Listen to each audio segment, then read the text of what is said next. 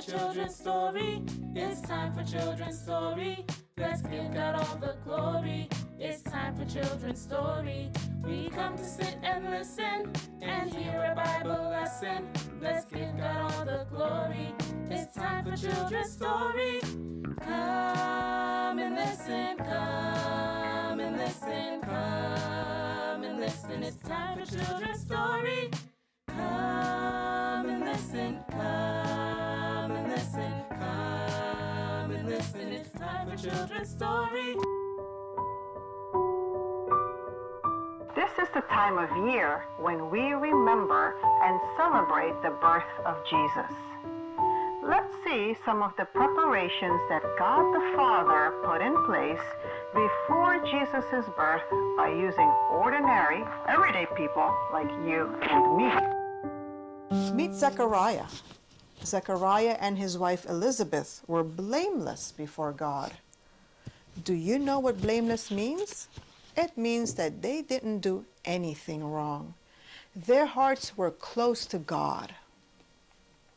However, one day an angel came to Zechariah and told him that he was going to have a son. Wow! Zechariah was old and didn't believe that at his age he could have a son.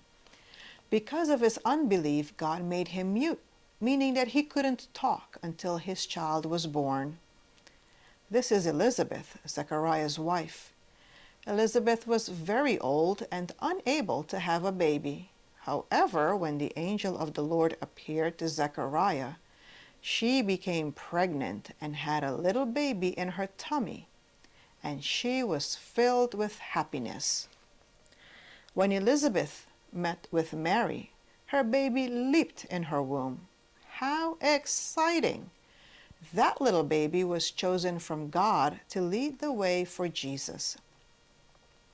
After many, many years of not being able to have a baby, God gave Zechariah and Elizabeth a baby boy, and they named him John. They were so happy. John was later known as John the Baptist because he helped announce Jesus' arrival. This is Caesar Augustus. He was the ruler when Jesus was born. A ruler is someone who is in charge, kind of like a president. The Gospel of Luke tells us that Caesar Augustus ordered a census taken of the entire Roman world. A census is a count of people. Because of that, Joseph decided to take his wife with him to Bethlehem to register for the census. Remember Elizabeth, John the Baptist's mom? Well, she was also Mary's cousin. Mary was highly favored by God, and an angel came to her one day to tell her that she was so special and she was going to be the mom of the Savior, Jesus. Mary was thrilled that God had chosen her to carry baby Jesus in her tummy. She was so excited that she wrote a song in praise to God. Close your eyes. Go ahead. Close your eyes.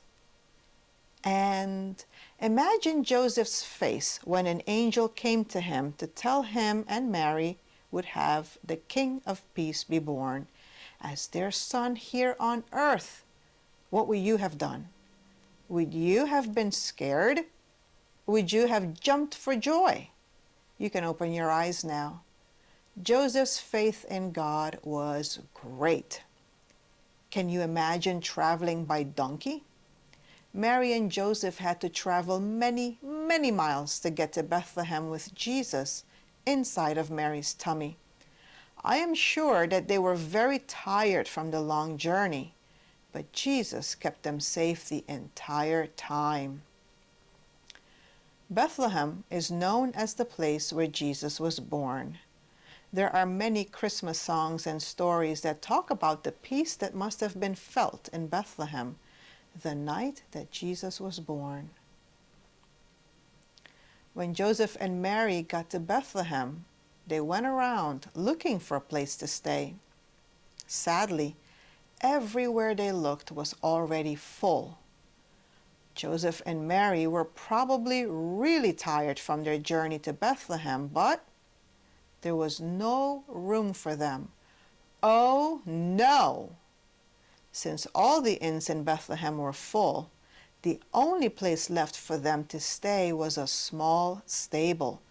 A stable is a building that is made for keeping horses. Doesn't sound very comfortable, right? Maybe it wasn't, but I'm sure that Mary and Joseph tried to make it as comfortable as possible for them and baby Jesus. In fields nearby where Jesus was born, an angel appeared to some shepherds while they were watching their sheep. At first, they were so scared. However, after the Lord told them to not be scared, they heard the angel tell them good news that would bring joy. Just as excited as the shepherds were to see the angel and be part of such a wonderful moment, I'm sure the sheep were excited too. They get to see the Savior of the world before their very eyes. What do you think the sheep sounded like? The story's not over yet. We will continue next week with part 2.